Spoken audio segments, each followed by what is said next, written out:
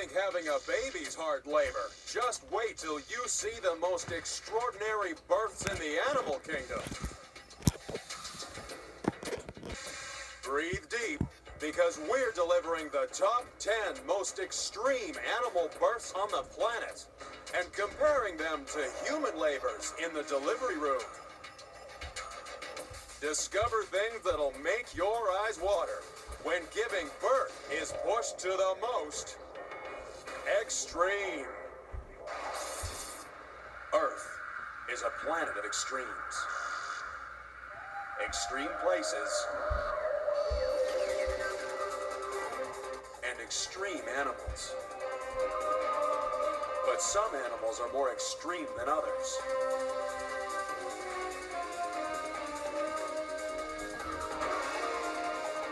Join us as we count down to find the most unusual and the most extraordinary on Animal Planet's The Most Extreme.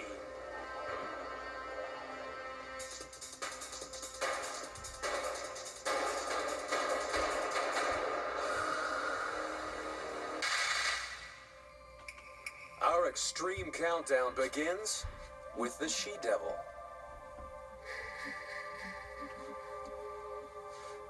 This Tasmanian devil is pregnant, and she's collecting bedding for her underground lair. For in Australia, devils do live underground, but they prefer a soft bed of leaf litter to the fiery pits of hell.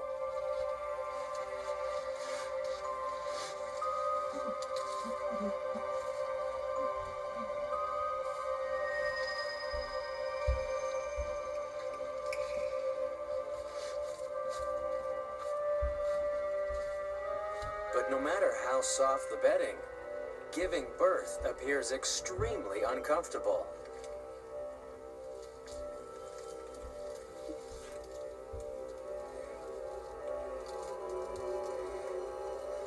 And yet, for all this effort, the Tasmanian devil gives birth to joeys that are no bigger than a grain of rice.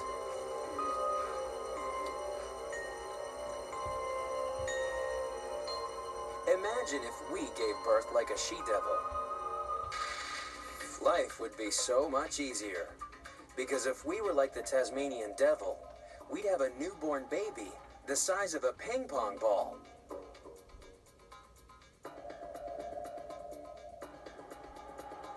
How'd you like to deliver a baby that weighed 1/10 of an ounce? For the Tasmanian devil, giving birth may be easy, but now the blind, hairless, helpless joeys must make a dash across their mother's belly to the safety of her pouch. The trouble is that there may be 30 joeys and only 4 nipples. Aren't you glad you're not a Tasmanian devil baby? Imagine what it would be like to be a helpless baby, thrown into a race for survival against all your brothers and sisters. That's because only the first 4 babies to get to the milk will survive. The Tasmanian devil is number 10 in the countdown because it's not easy for a helpless infant to find its way to the booby prize of life.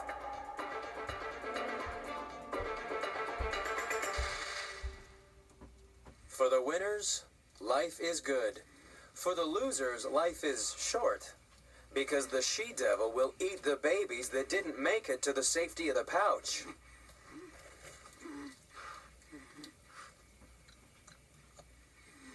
While our babies may not face a sprint for survival, every one of us started life with a race of a different kind.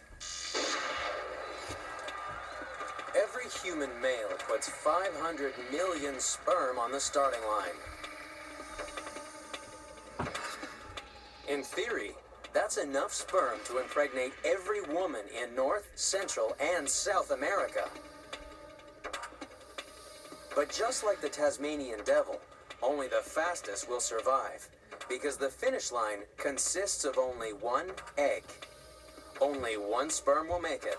All the rest will die.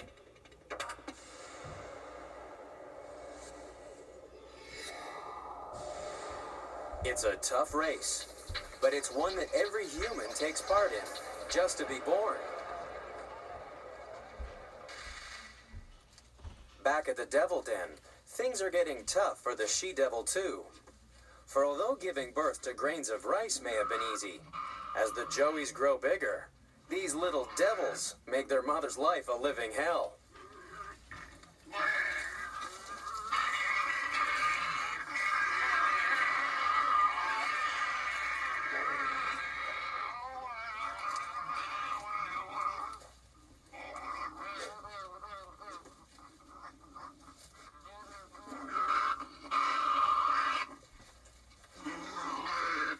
She has to put up with these little imps for 28 weeks, which would be enough to try the patience of a saint, let alone a devil.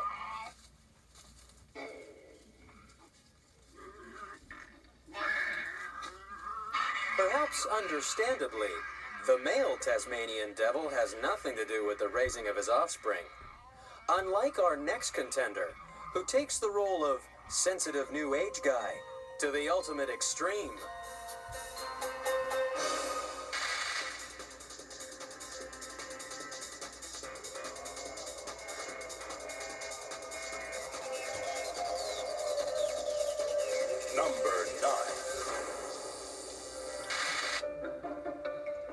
When it comes to births, usually men are pretty useless. Congratulations, gentlemen. The stork has just delivered your baby. Yours, Mr. Williams, weighs 6 3/4 pounds. And yours, Mr. Smith, 9 pounds. Now, if you'll step out here to the nursery window, you can see your baby. But there's one animal that changed the role of fatherhood forever. The seahorse is number 9 in the countdown because this most unusual fish has a most unusual way of giving birth. It all starts off as normal. Boy fish meets girl fish and they form a pair bond. It's all very romantic because they're completely monogamous and share everything together. But then, the female seahorse goes on the world's most extreme form of maternity leave, as Kirsty Forsgren from the Long Beach Aquarium explains. Seahorses are probably one of the most extreme examples of parental care in the animal kingdom. It is the male that actually becomes pregnant. He actually holds the eggs within a pouch, nurtures them when they're ready to be born. He actually goes through labor and contractions while having the babies.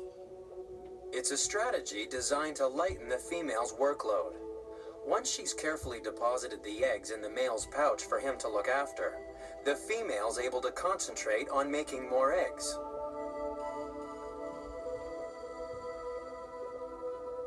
After the female gives the eggs to the male and he's incubating them, these animals form monogamous pairs, and the females probably stay around to give moral support to the male. She's got him pregnant. She wants to stick around, make sure that her offspring are born. The seahorse is number 9 in the countdown because after a month of being pregnant, it's the male that gives birth.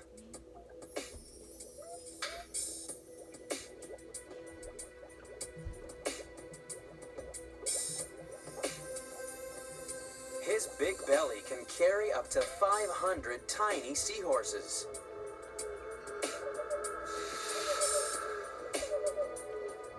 It doesn't matter if you're a seahorse or a human. Being pregnant isn't easy. Carrying a baby places all kinds of stresses on your body.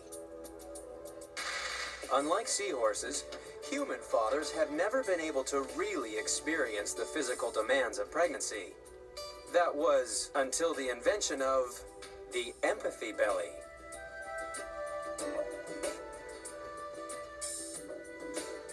Wear this suit, and you can discover what it's like to waddle around carrying an extra 30 pounds. You'll also discover it increases both your blood pressure and the pressure on your bladder.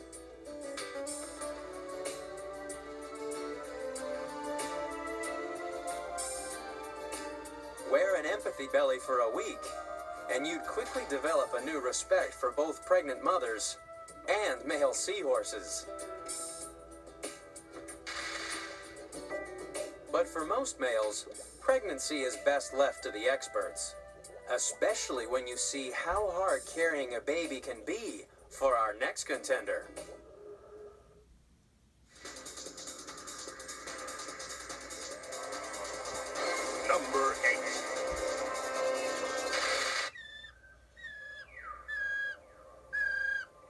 The kiwi is the strangest bird in the forests of New Zealand.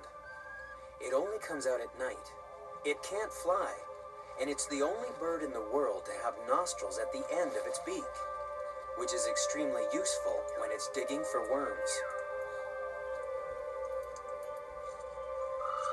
But the kiwi is number 8 in our countdown because everything about its reproduction is extremely difficult. Even the moment of conception is a tricky balancing act when you have no wings.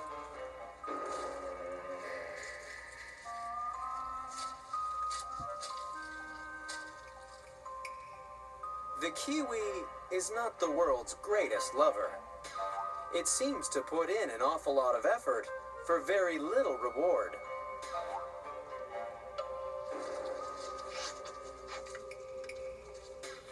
But these bad lovers are great layers. The kiwi produces one of the largest eggs in the world.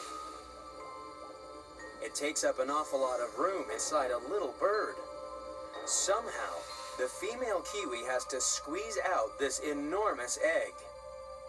And if it looks painfully impossible, it's because the female kiwi is the size of a domestic hen, but its egg is 10 times bigger. How'd you like to be a pregnant kiwi? Imagine giving birth to a baby that weighed 20% of your body weight. If we gave birth like a kiwi, we'd have a newborn baby that weighed in at a massive 30 pounds. So spare a thought for the mother of a 23-pound baby delivered by Tennessee doctor Lowell McCauley. The biggest one I've ever delivered prior to this was 12 pounds, 5 ounces. This child here is 1/4 of the weight of my 9.5-year-old daughter. This is a big child. He may be big, but he's still not as extreme as the kiwi.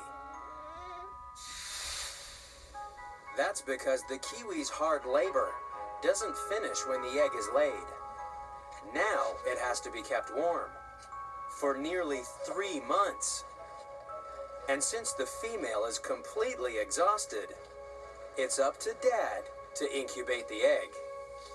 And he does it all by himself because Mom is off for a well-earned rest.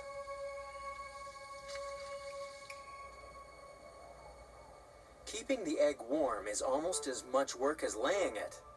The male seldom leaves the nest to feed. He'll spend up to 80 days on the egg and lose 20% of his body weight by the time the egg's ready to hatch.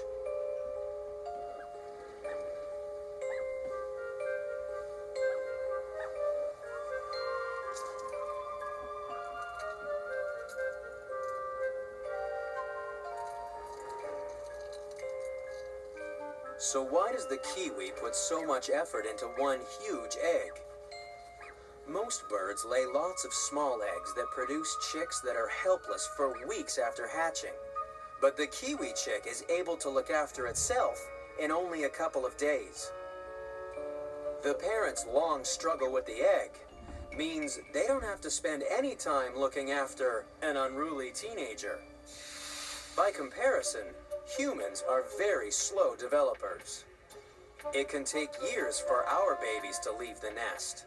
But thanks to the massive eggs, the kiwi's big babies are able to look after themselves. Size may be important to the kiwi, but next, we'll meet an animal that favors birth on an even bigger scale.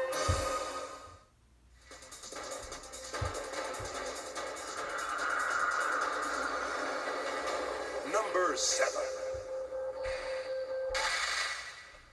Rabbits are number 7 on our countdown because they're natural-born breeders. Rabbits have a talent for making more rabbits. All you need is a grassy field and a pair of bunnies.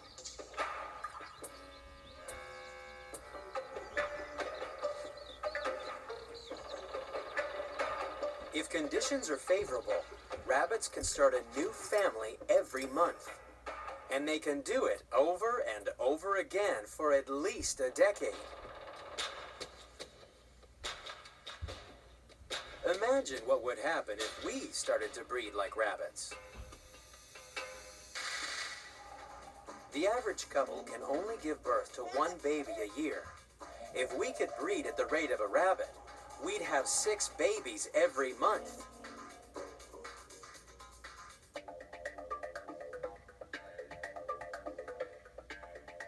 And it would only take 6 months before those babies can get pregnant too.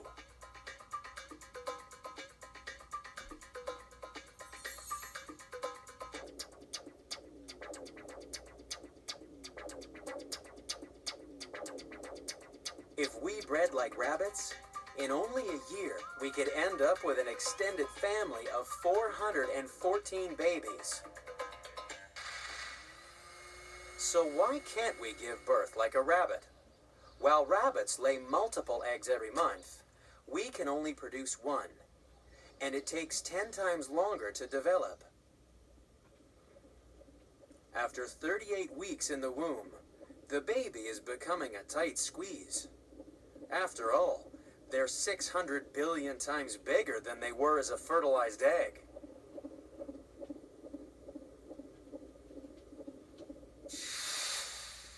Not only do we spend a longer time being pregnant than a rabbit, we invest even greater time in raising our slow-developing offspring. The rabbit only needs to visit her baby bunnies for 10 minutes a day. That's enough for a quick drink, and then they're on their own.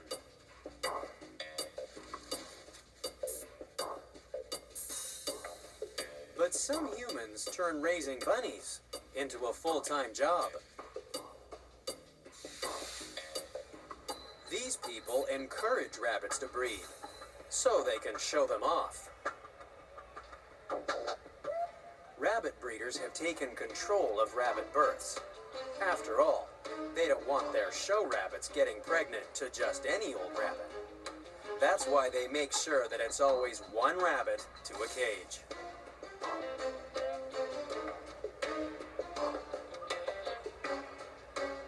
Rabbits may not measure up to our next heavyweight contender, but that won't stop these bunnies from doing what they do best.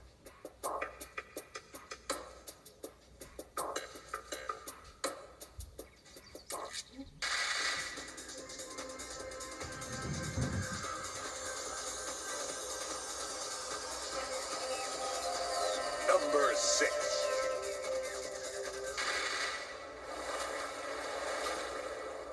Making a splash at number 6 in the countdown is the whale.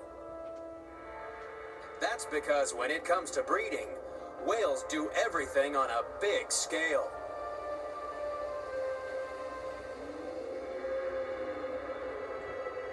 Even before birth, some whales will swim 4,000 miles to reach their favorite breeding ground. These southern right whales have chosen New Zealand's sub-Antarctic islands.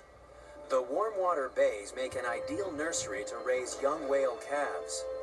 It's also the perfect location to find out what the big deal is about whale birth.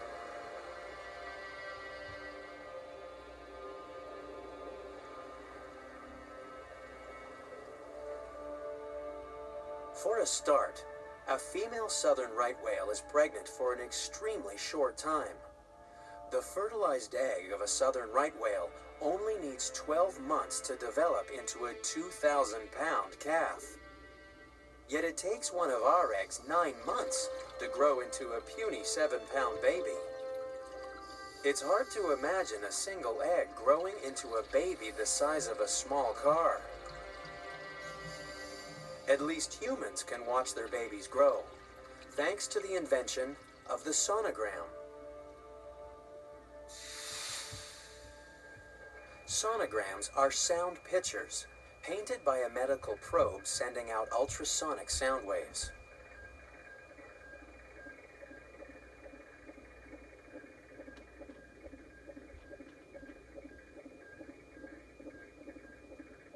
The beam of high-frequency sound is able to pass right through the mother's skin and bounce back off the baby inside the womb. By reading the echoes of the probe, we can build up a picture of the unborn child.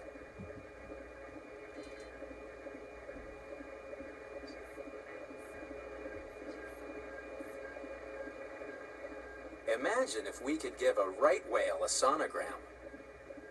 We'd be able to see that the enormous baby gets all its nutrients from its mother. Growing such a big baby in so little time puts such a tremendous strain on the female whale that it's no wonder she only gets pregnant once every 3 years. And unfortunately for this mother, life doesn't get any easier once her baby is born.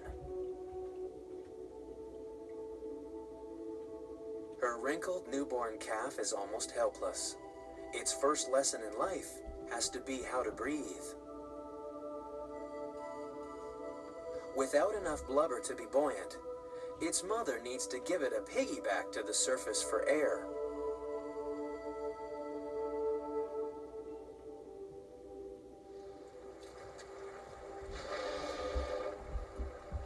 Once the calf starts breathing for itself, the mother's work really begins. That's because baby whales drink nothing but mother's milk. An awful lot of mother's milk. In fact, a right whale calf will drink more milk in a single day than a human baby drinks in a year.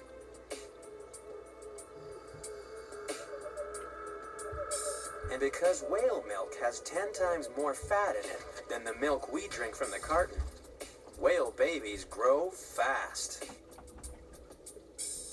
In only 1 year, the right whale baby will have doubled in size. But believe it or not, it's still not the biggest baby in the sea. The blue whale is twice the size of a right whale, and its calf is the biggest baby on the planet. It's a hefty 3 tons at birth, but it grows fast.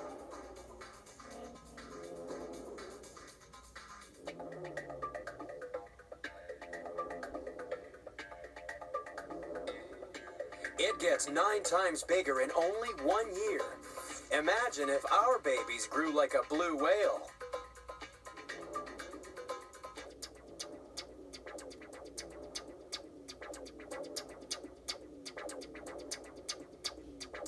On their first birthday, they'd weigh 60 pounds. That's the size of an average 10-year-old. Whale calves may be extremely large, but there are still 5 other contenders that are more extreme.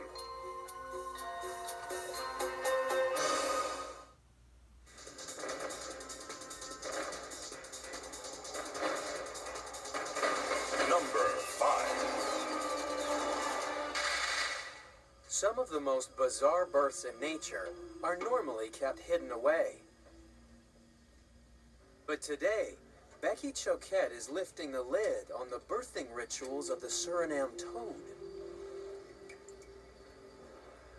Come February, things will be hopping here in the Surinam toad tank at the Honolulu Zoo. Dwayne and Darla will be feeling romantic and going through their mating ritual, and hopefully, in the months to come, we'll have lots of little baby Surinam toadlets. The Surinam toads have a wonderful romantic mating ritual. They spawn like most frogs and fish, and what happens is when the female is full of eggs and receptive, the male will court her and he'll grab her around the waist in a mating embrace. And while they're in this embrace, they'll swim in circles upside down in the water. So the couple is going to go like this. When they hit the top of the circle, she's going to release her eggs and he will release his sperm, so they'll be fertile. Then as they come down at the bottom of the circle, she'll catch all the little eggs on her back, and the male will kind of help tap them in with his hand. And then hormonal changes in her body will take over and cause the skin of her back to swell up, mostly covering the eggs, leaving just a little spot on the top.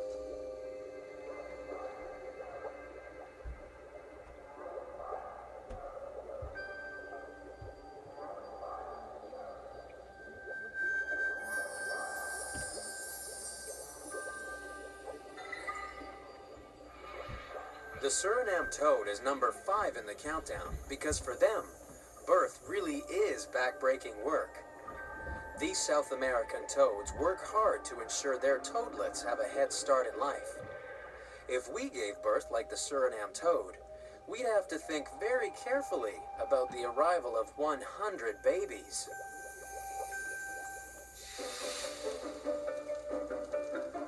But every day, over 350,000 new humans are born. And believe it or not, you share your birth date with over 16.5 million other people on the planet. Luckily, they didn't all pop out of their mother's back.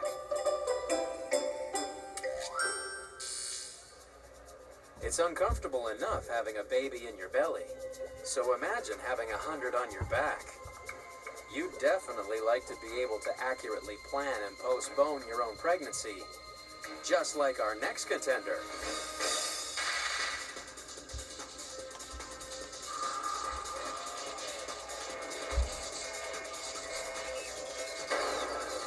Number 4. At number 4 in the countdown is one of the most common creatures in Texas, the 9-banded armadillo. It may not be able to roll into a ball like its 3-banded cousin, but it can perform some rather remarkable reproductive tricks. To uncover the armadillo's extreme secrets, we have to go underground.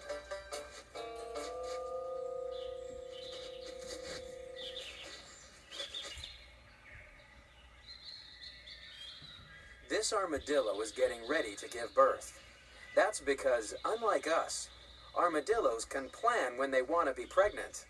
How'd you like to be able to delay the implantation of a fertilized embryo?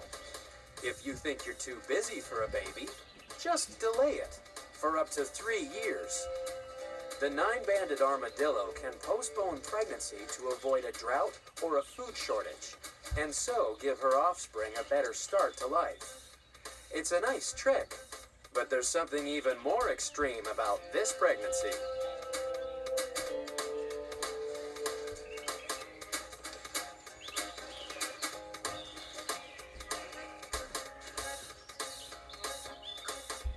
The 9-banded armadillo always gives birth to identical quadruplets. That's because the armadillo's single fertilized embryo splits into 4 before it starts to grow. So armadillos always have a family of 4 males or 4 females, and they're always genetically identical. Texans are crazy about their dillos.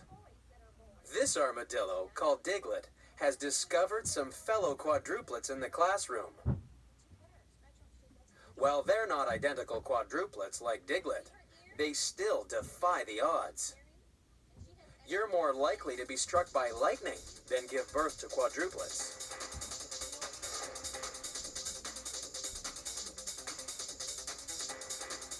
And while quadruplets are still fairly rare, multiple births in America are becoming as common as Texan dillos.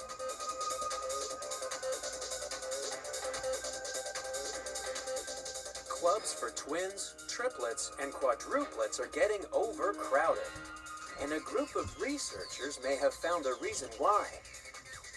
Artificial fertilization.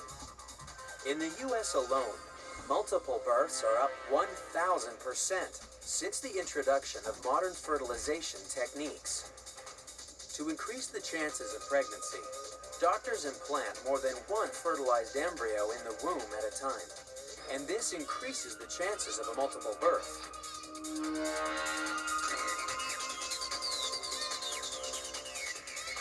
But the record for the most children born to one woman predates modern fertility methods by more than 200 years. Spare a thought for Mr. and Mrs. Vasilyev of Russia, who started a family back in 1725. Over the next 40 years, she gave birth to 16 pairs of twins, 7 sets of triplets, and 4 sets of quadruplets. That's a world record 69 children. Perhaps Mrs. Vasilyev wished she could postpone her pregnancies like the nine-banded armadillo.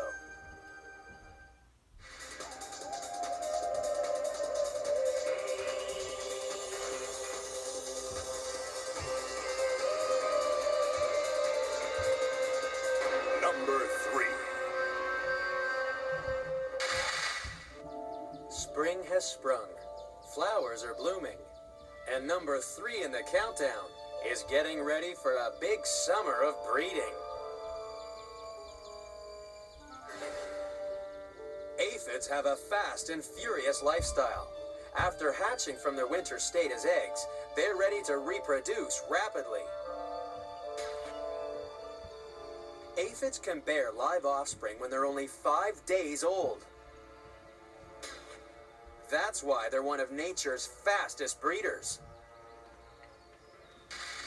One female cabbage aphid can have up to 41 offspring in her lifetime. If all her offspring survived, by the end of the summer, there would be a population of nearly a billion aphids.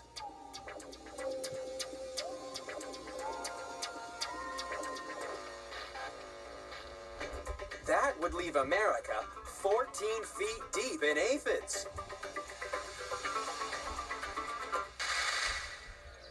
Aphids have to breed fast because they only live for about 3 weeks. So aphids are born pregnant. How would you like to be a grandmother as soon as you had your baby? This extreme breeding is only possible because aphids can get pregnant without a boyfriend, as entomologist Ruud Kleinpast explains. It's not much fun being an aphid, you know. They can have all the hassles of being pregnant without the fun of having sex. That's because all these girls, because that's what they are, they're all parthenogenetic, and that means that they can reproduce all by themselves without the bothersome interference of males. It's, if you like, nature's extreme solution to rapid breeding. But according to Greek legend, there was once a civilization a lot like the aphids. Amazons, shock troops of a civilization of superwomen. They are trained in the deadly arts of mortal combat. Their goal is to conquer, subdue, and enslave the world of men. The male of the species is the most inferior creature on earth. That our very existence depends on them is an unfortunate reality. Hell hath no fury like 10,000 women. Battle of the Amazons. Now, parthenogenesis, of course, is a real worrying trend, especially if you're a male entomologist. But it gets worse. You see, towards autumn, when winter is approaching, those females will lay the odd boy baby. They grow up, and those males will mate with females, who will then lay eggs. And of course, eggs are the best overwintering stage. But think about it. That means that these aphids only make males when they really need them. Now, that's what I call a real worry. But aphids aren't the only feminists in nature. Next, we'll meet a queen who has absolute control over her subjects.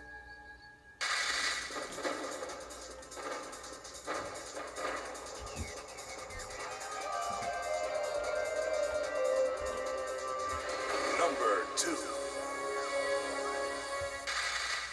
Our number 2 in the countdown lives inside a clay castle on the African plains. Up to 5 million termites live in this stately home. But it's the termite queen who's really extreme. Extremely large, that is. Her body is so swollen with egg-producing tissue that she can hardly move. But then, she doesn't have to, because she's so pampered by her trusted subjects. All the workers in the colony are her own daughters. The queen gives them instructions by emitting pheromones, odorless chemicals that she uses to keep the colony running smoothly. And thanks to pheromones, the queen suppresses her daughter's fertility, meaning that she's the only female able to lay eggs. Lots of eggs. And that's why the termite queen is number 2 in the countdown.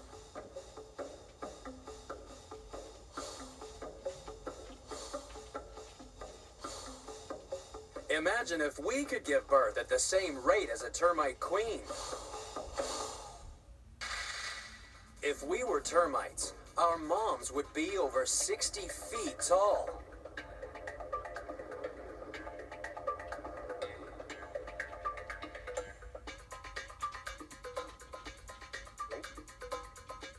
She'd be giving birth so quickly that in only 2 days, we'd have enough babies to fill Yankee Stadium.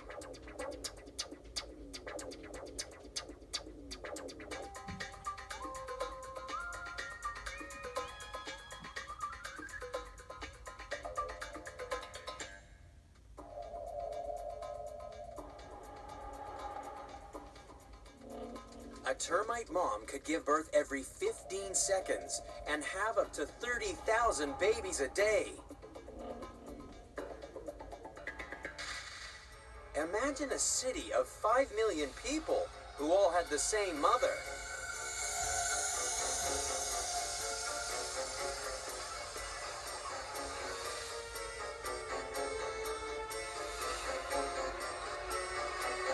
There would be no sex, because everyone you met on the street would be your brother or sister. You'd think only insects could ever live in a city like that.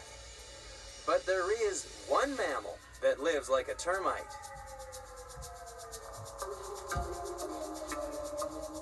Meet the naked mole rat.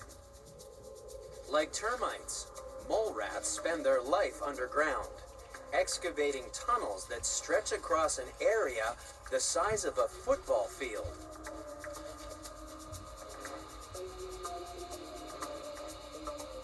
There's only one breeding female in this subterranean city, the queen mole rat. She produces a dozen babies every 3 months for a decade. She mates with her eldest sons, and just like a termite, she prevents all other females from breeding. She has all the mole rats under her control by depositing pheromones at the communal toilet. The pheromones are sure to rub off on everyone who pays a visit. But while the queen mole rat and the queen termite may reign supreme, there's still no match for the ultimate breeder on the planet.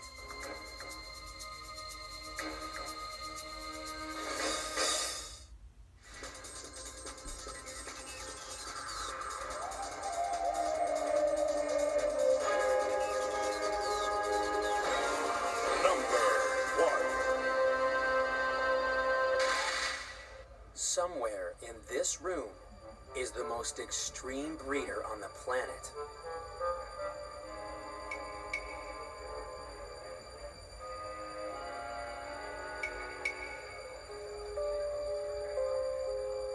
But the countdown's number 1 isn't human.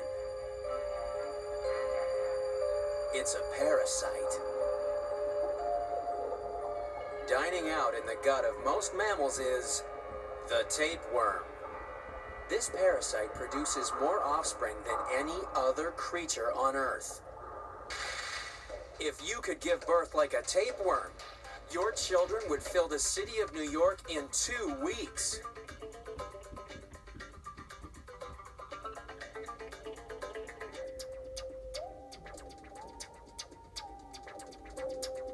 You'd be giving birth to 1 million babies a day.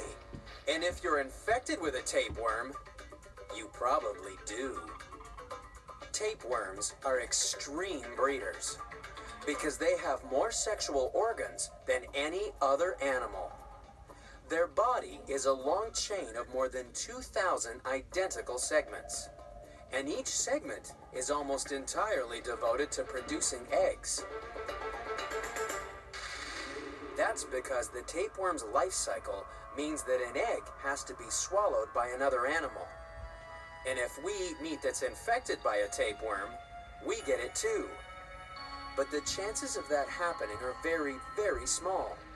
That's why tapeworms release so many eggs, in the hope that one might be lucky enough to find a new home. Some of them might end up here, at the National Parasite Collection in Beltsville, Maryland. And if you ask nicely, Dr. Eric Hoberg will show you his favorite tapeworm. The Philobothrym here is a human parasite, and this is the largest of the human parasites. This is an intestinal parasite, 75 feet long, and but you may not even know that you're infected with it. Roughly about 50 million people in the world are infected with these parasites. It's a scary thought that lurking in your lower intestine could be one of 350 different species of human tapeworm. Although you may not like being the host of a parasite, you can't help but admire the tapeworm's incredible fertility. For when it comes to birth, the tapeworm really is the most extreme.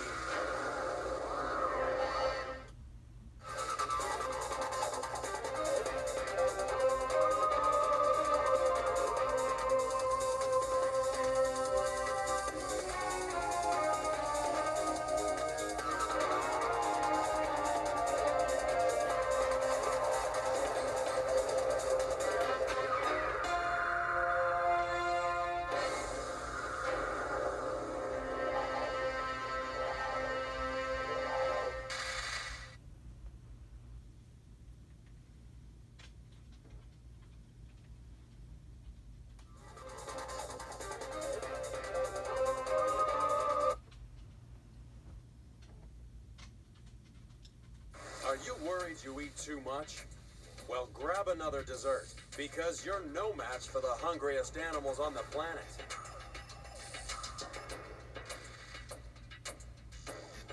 We're counting down the top 10 gluttons in the animal kingdom and comparing them to human attempts to eat their way into the record books. Find out why gluttony really is a deadly sin when it's taken to the most extreme. Earth is a planet of extremes. Extreme places. And extreme animals. But some animals are more extreme than others.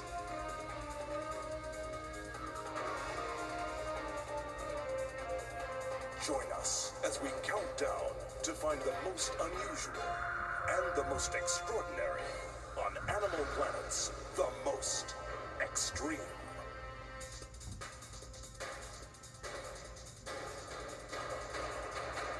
Number 10. Just when you thought it was safe to get back in the water, along comes number 10 in the countdown.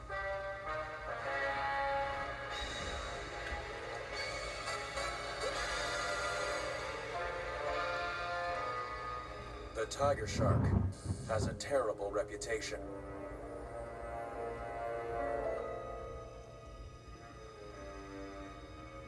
It's number 10 in our countdown of gluttony, because a tiger shark will take a bite out of anything that gets in its way.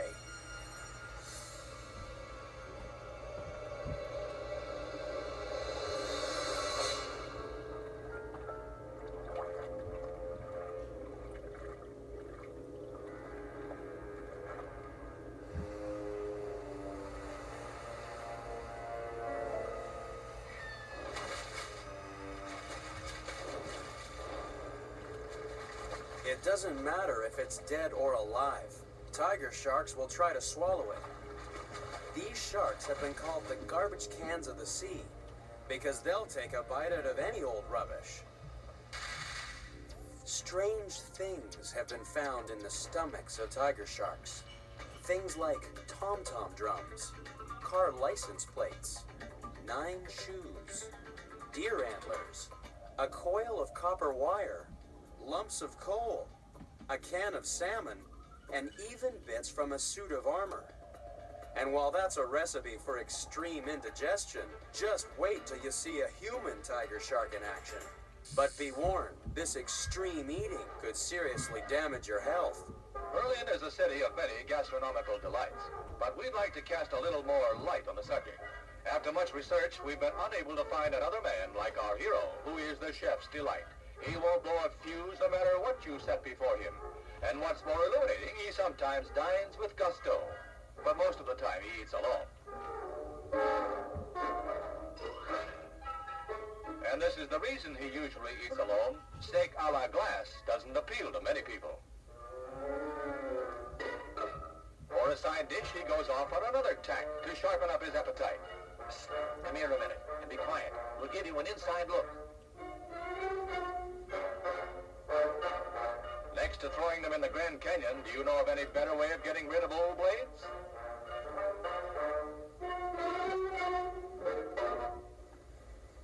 Speaking of inside information, his name is Jaipur, and he does this for a living. Maybe he hasn't got the stomach for any other kind of work. Naturally, when he shaves, he uses an electric razor. He can't keep a blade in the house.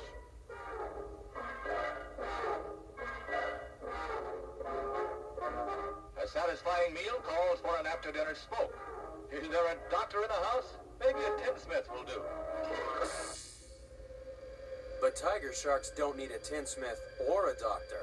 They have a better way of getting rid of the rubbish they eat, according to Aquarium of the Pacific curator Eric Forsman.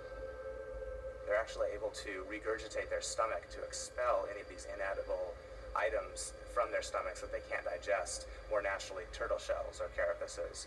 They're able to invert their stomach and expel the undigestible items so they can go on and continue feeding on things that will be digestible. Hurling chunks may be an extreme solution for an upset tummy, but it's no cure for the extreme gluttony found in this pregnant sand tiger shark. By using special cameras, scientists were able to peer inside the female's body cavity. Imagine their surprise when they saw the biggest unborn shark swimming around inside its mother's belly.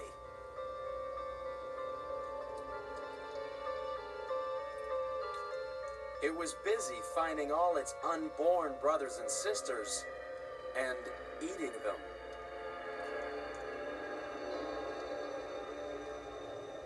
Only thanks to special equipment could scientists see the ultimate in sibling rivalry. But the extreme gluttony of the countdown's next contender is out there for all to see.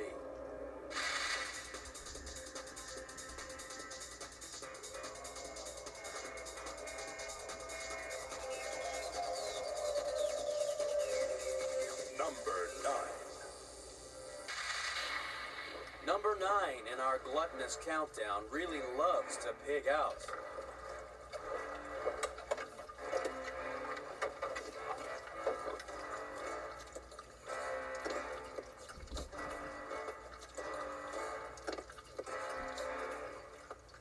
Everybody knows that pigs are the greediest animals on Earth.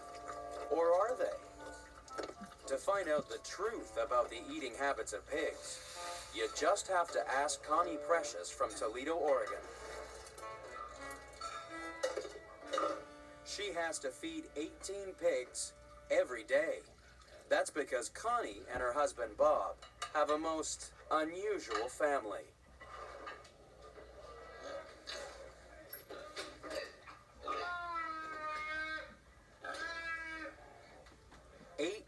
Pigs live with Connie and Bob inside their house they call Pigtasia.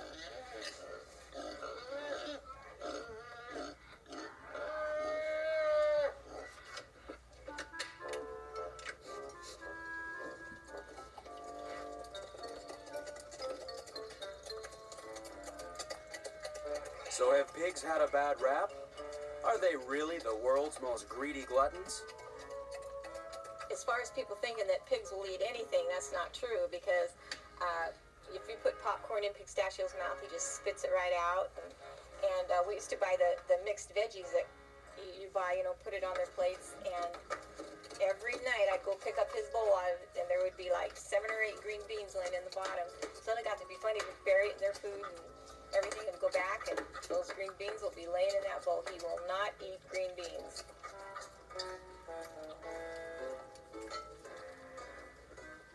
We have some pigs that won't even eat carrots, so it's not that they'll eat anything. Yeah, he's really fussy, aren't you?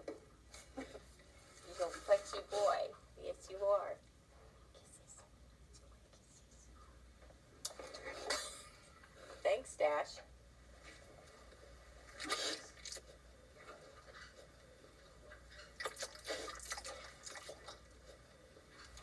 Pigs don't even pig out.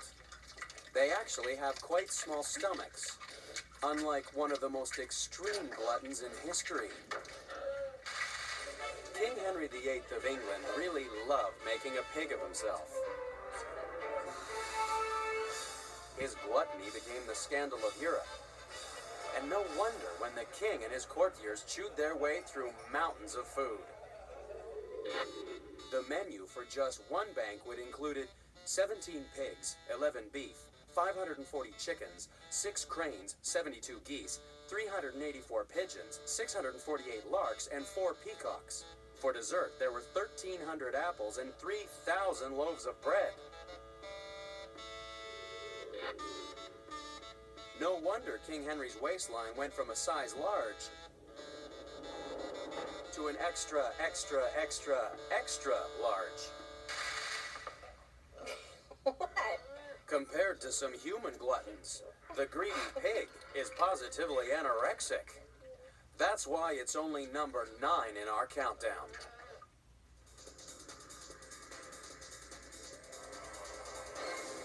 Number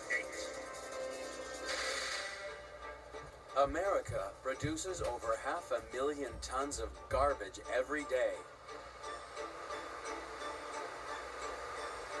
For number 8 in our countdown, dinner is served.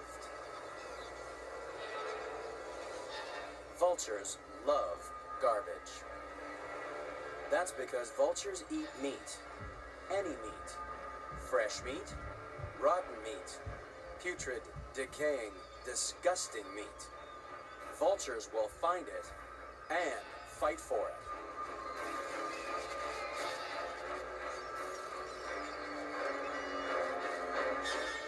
Vultures are extreme scavengers.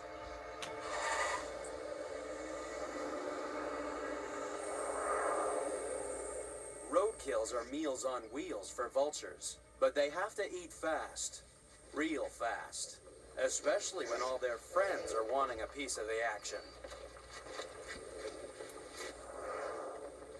That's why vultures are extreme gluttons. They can swallow up to 20% of their body weight. Now, if that doesn't sound extreme, just imagine if you could eat like a vulture. 20% of your body weight is an awful lot of hamburgers. For an average-sized person, it would be like gulping down 108 hamburgers at a sitting. Would you like fries with that?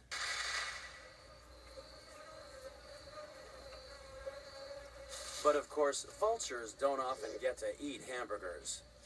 Their idea of a happy meal is something dead and really rotten.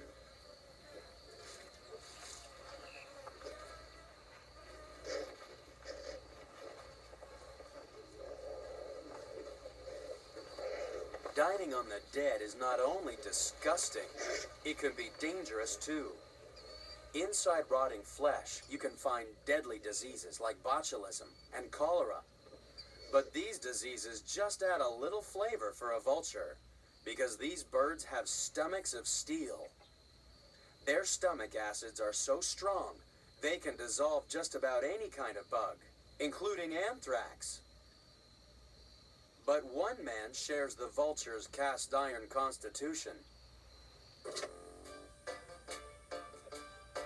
Meet Jed Donahue from Arlington, Texas.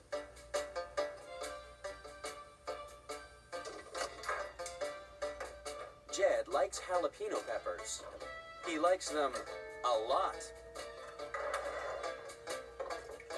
In fact, Jed can eat 152 in 15 minutes. I got started with jalapenos in high school, actually. There was a Spanish club contest. There was a jalapeno eating contest, and I looked at one of these things, and I thought I could probably win this contest, and it was a 2-minute contest. I sat down and ate 40 of them in 2 minutes, and it was just one after another. Second place ate 6. So right then and there, I thought I had a talent that maybe other people don't have, and they went down easy. They came out not so easy. Eating a jalapeno is like kissing a hot light bulb and drinking molten lava. This is almost like a little green bullet. Fights back. They kind of explode with juice when you bite into them, and bystanders beware, because it will fly, and I'll show that to you right now.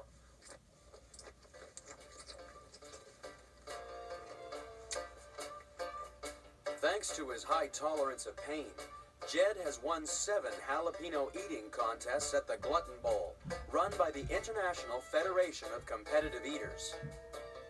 But like any athlete, Jed undergoes a rigorous training program. To prepare to eat 100 of these, you have to stretch your stomach the night before. 100 of anything is going to fill you up, and your stomach is just like any other muscle. It needs to be stretched and trained to act properly. I don't want to eat 100 jalapenos the night before a contest because I'm not going to feel good the next day. So what I do is eat 5 pounds of grapes.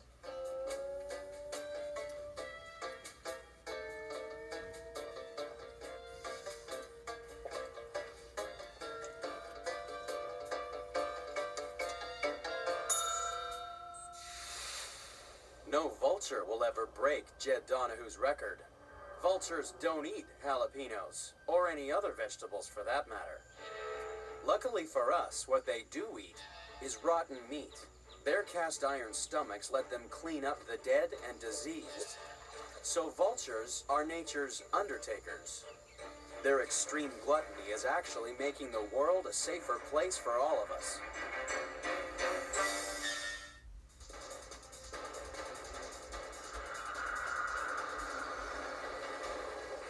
Number 7. To find number 7 in the countdown, you have to travel to the far south of Australia.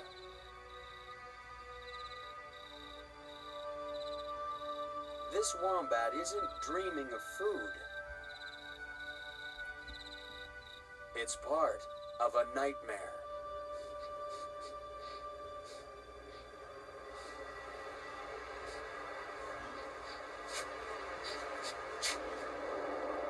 Meet the Tasmanian devil.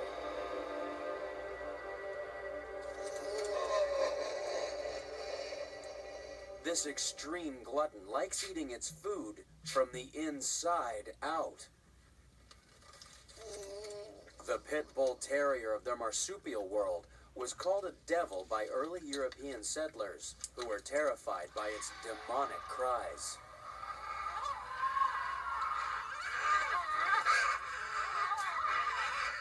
The Tasmanian devil is another scavenger ruled by its stomach. It'll eat anything that smells even remotely like flesh. Dine with the devil, and you'll feast not only on rotting carcasses, but also old boots, cartridge cases, and even smelly socks. But it's quantity, not quality, that's made the devil number 7 in our countdown. A small group of devils once completely devoured a full-grown horse in only 3 nights. Scavenging devils have to eat fast, because just like vultures, there's always someone wanting to steal food from under your nose.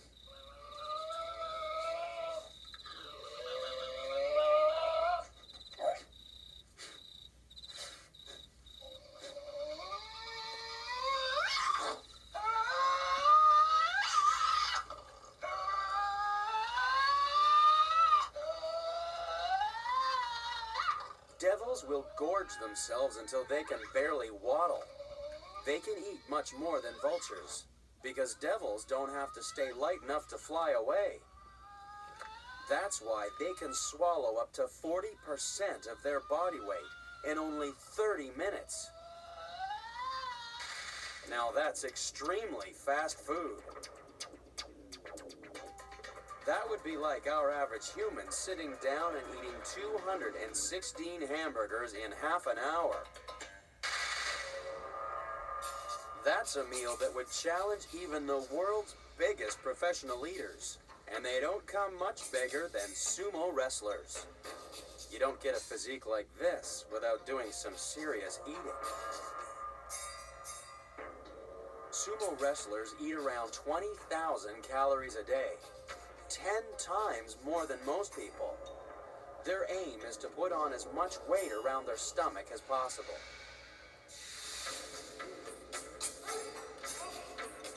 That's because in the competitive world of sumo wrestling, the lower your center of gravity, the harder you are to push over.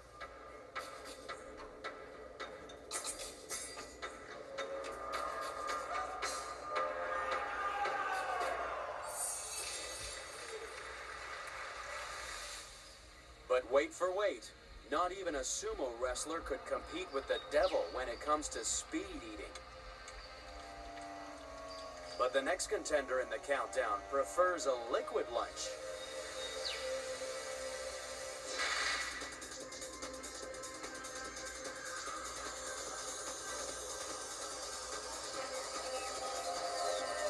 Number 6. Hollywood has an insatiable appetite for hungry horrors. After all, nobody likes a good feed more than Dracula.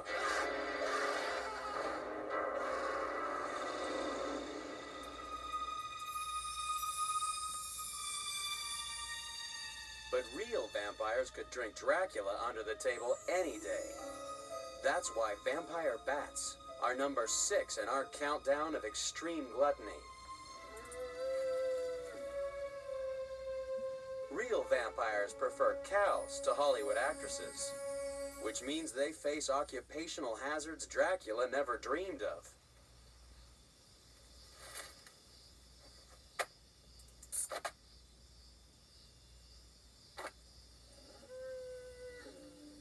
And unlike Dracula, real vampires don't suck blood. These bats use razor-sharp teeth to painlessly open a vein, and then they drink. A vampire bat can swallow up to 5 teaspoons of blood. That's a lot of blood for a little bat. Imagine if Count Dracula had to drink like a real vampire. He'd have to drink his own weight in blood every day. That's about 17 gallons, nearly a bathtub full of blood. But vampire bats have a drinking problem. The main constituent of blood is plasma. It's a clear fluid that's not very nutritious, but takes up an awful lot of room in the stomach.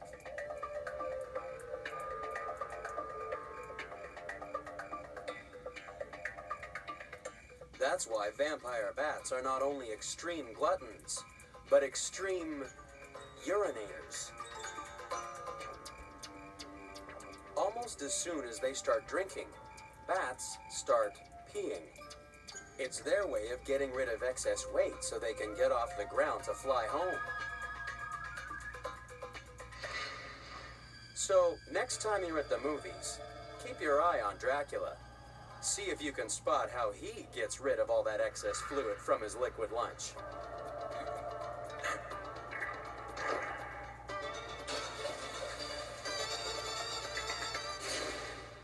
But the real vampires have another problem. If someone in the roost goes thirsty for more than a day or two, they'll die. That's why these bats have developed the world's first blood transfusion. A hungry bat just has to lick the cheek of a well-fed vampire to make it throw up.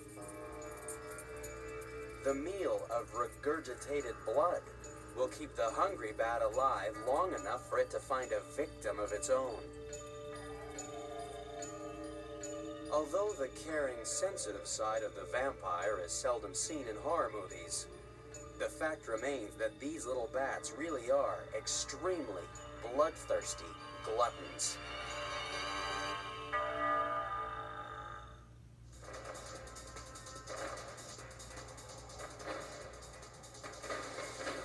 Number 5. Coming in at number 5 in the countdown is the python. This giant snake can easily swallow things larger than its head.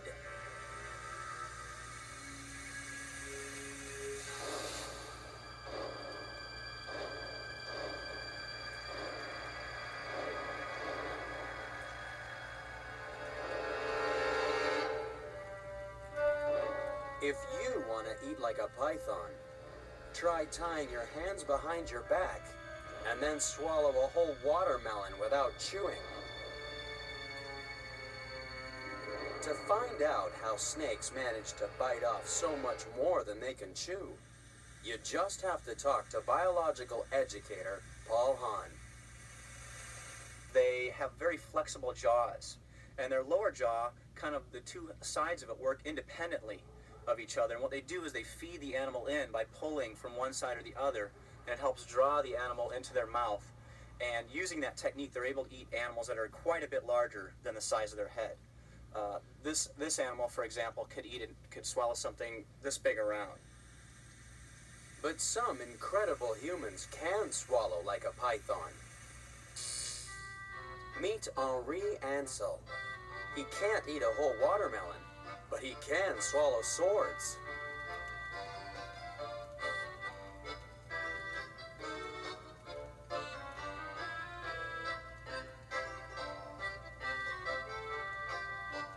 It's not magic, it's training.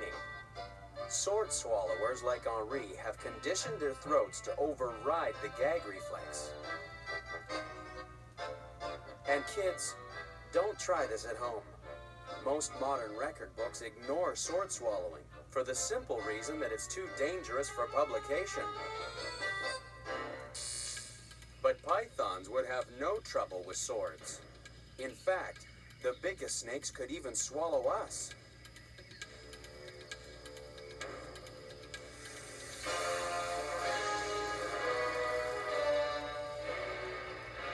Big pythons can eat antelope that weigh as much as the average human adult. And as we don't have horns or hooves, we'd be much easier to swallow. So why would anyone want to take a python into a classroom of bite-sized children?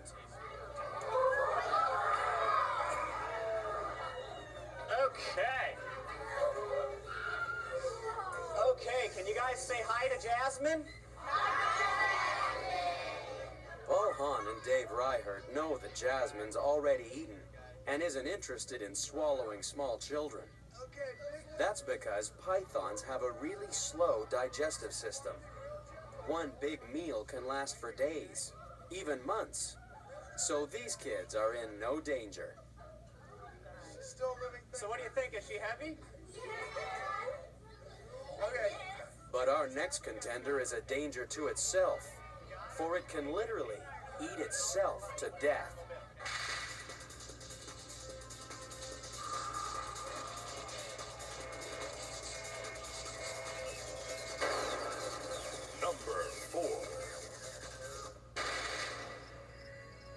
Number 4 in the countdown really does have eyes bigger than its belly. And that's saying something, because Argentinian wide-mouthed frogs have very big bellies. These frogs will eat anything that moves.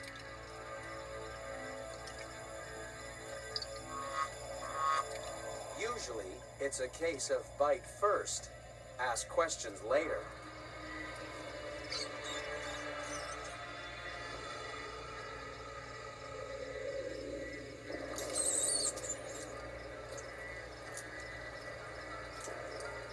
And in the world of the wide-mouthed frog, size really does matter.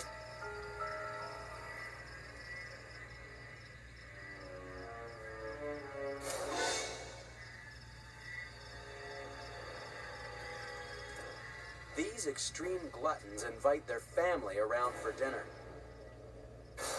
The only trouble is that these frogs don't know when to stop.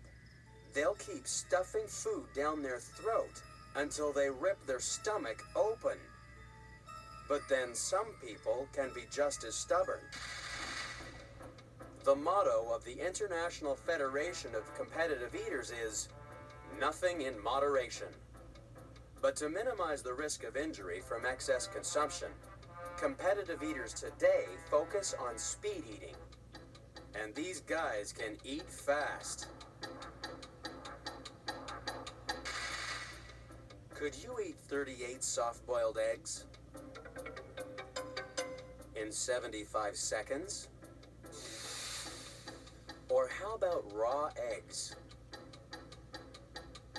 Could you swallow 13 in just 1 second? But eating too much too fast can spoil your dining pleasure. That's why in ancient Rome, they found an unusual way to regain their appetite. If guests at a sumptuous banquet found themselves full to bursting, they'd visit a special room in the house called the vomitorium. Having lightened the load, they could then return to the feast and continue stuffing food down their throat.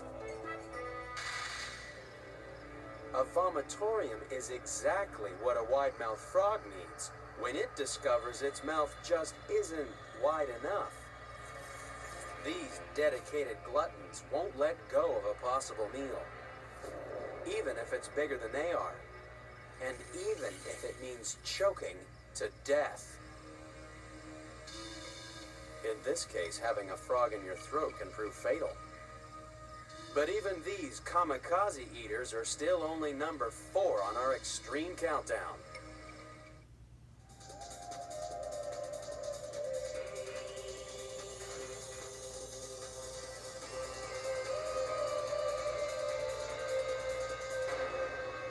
Number 3. This is a gas station, but it's full of sugar instead of gasoline, because this is the fuel for a different kind of high-performance engine. At number 3 in the countdown is the hummingbird.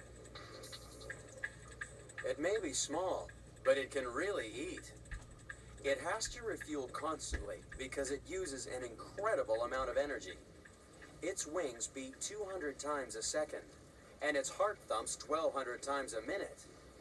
All those muscles need fuel, and that's why they're constantly drinking sugar water. We'd be constantly eating too, if we burned energy like a hummingbird.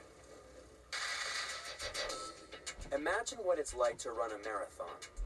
You have to lift your feet about 35,000 times, and all this extreme effort burns about 2,500 calories. But that's nothing compared to the hummingbird. In the 2 hours it would take us to run a marathon, they'd burn an amazing 14,000 calories. That's why hummingbirds are number 3 in our countdown of extreme eaters. They have to find something to eat every 10 minutes. It's a desperate search to find calories, which is why they spend so long sucking sugary nectar out of flowers.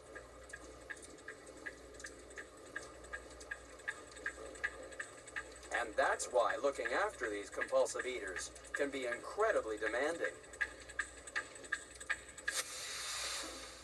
Just ask Jackie Fletch and Leslie Van Epps. They're Project Wildlife rehabilitators who devote a big part of their lives to looking after hungry hummers. Well, the hummingbird team actually receives over 400 hummingbirds a year here in San Diego County. We have 6 people on our team that take care of hummingbirds in their homes. Taking care of hummingbirds is really an intensive job. The babies have to be fed every 30 to 45 minutes, and if you get in injured or sick adults, they have to be fed that often as well. So it's a pretty intensive volunteer job. It takes a lot of time and a lot of commitment to do that.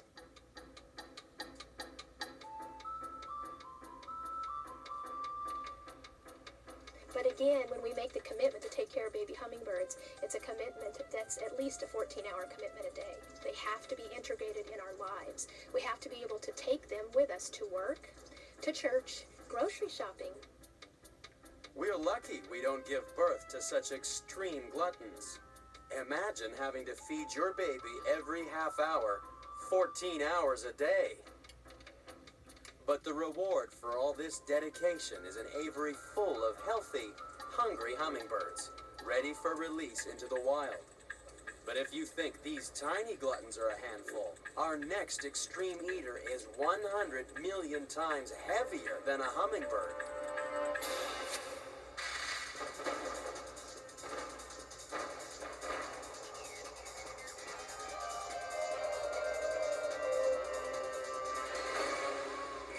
2.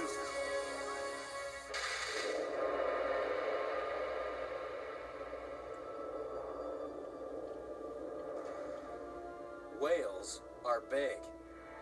Very big. And that's why whales are number 2 in our countdown of extreme gluttony. Because big bodies means a very big appetite.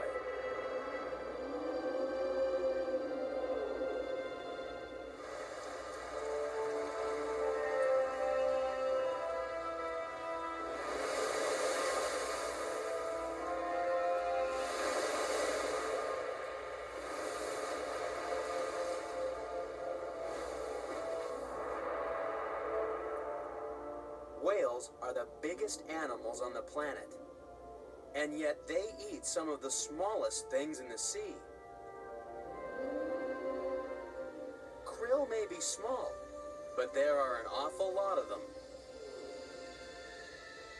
Countless billions can form a single swarm the size of half a football field.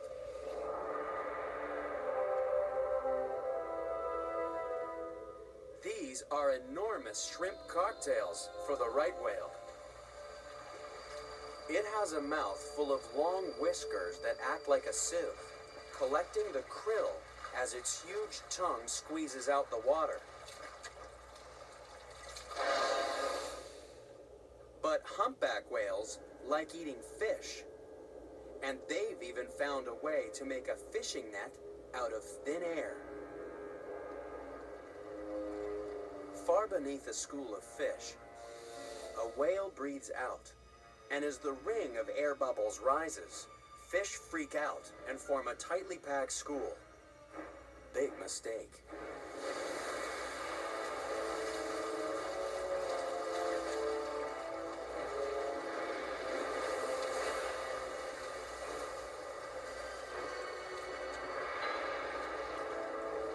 A humpback whale can swallow 100 pounds of fish in a single gulp. But it's still not the biggest glutton in the whale world.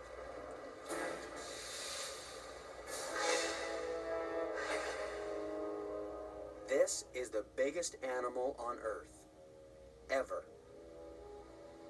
It's a blue whale.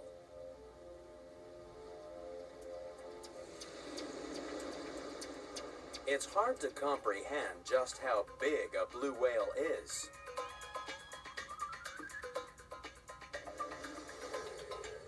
It would take up all the economy seats in a jumbo jet.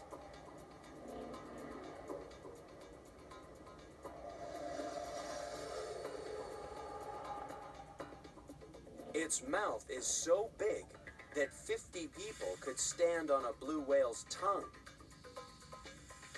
But the biggest whale of them all still only eats some of the smallest creatures in the sea. It's just that the blue whale has an incredible appetite. In a single day, a blue whale can eat nearly 40 million krill.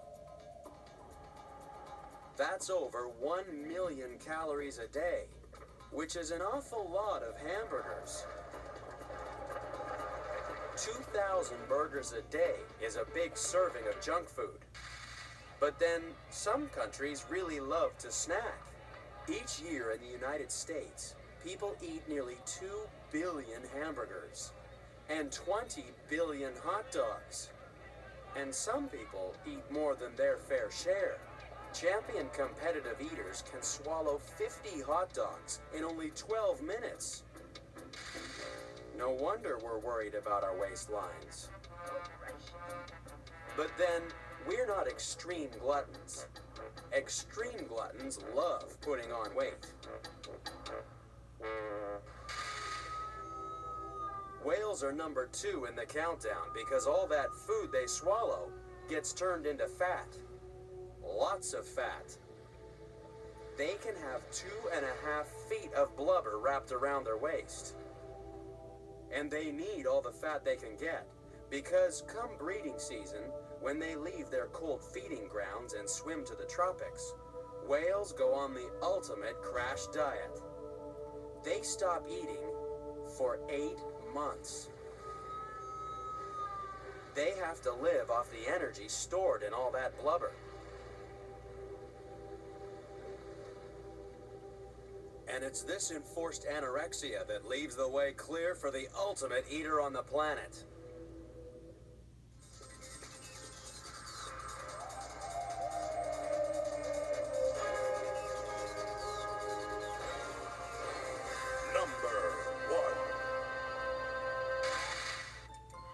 Just imagine if you had a baby that ate as much as the most extreme glutton on the planet.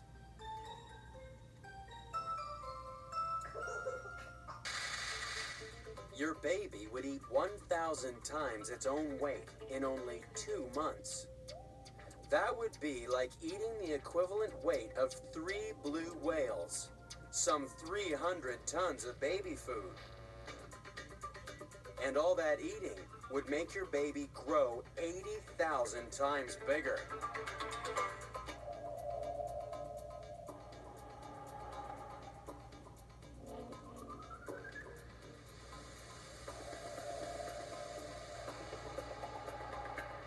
In 8 weeks, your baby would weigh more than the Statue of Liberty. The most extreme glutton in the world is the caterpillar.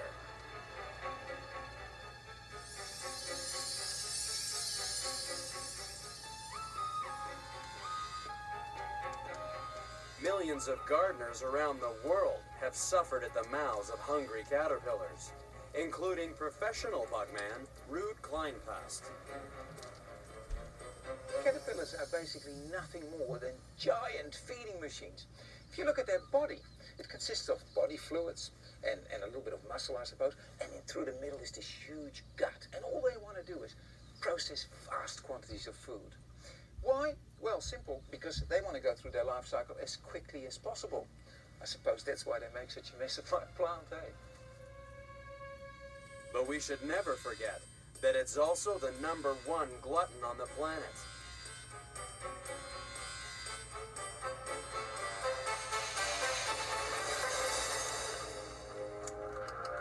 After all, when it comes to eating, the caterpillar really is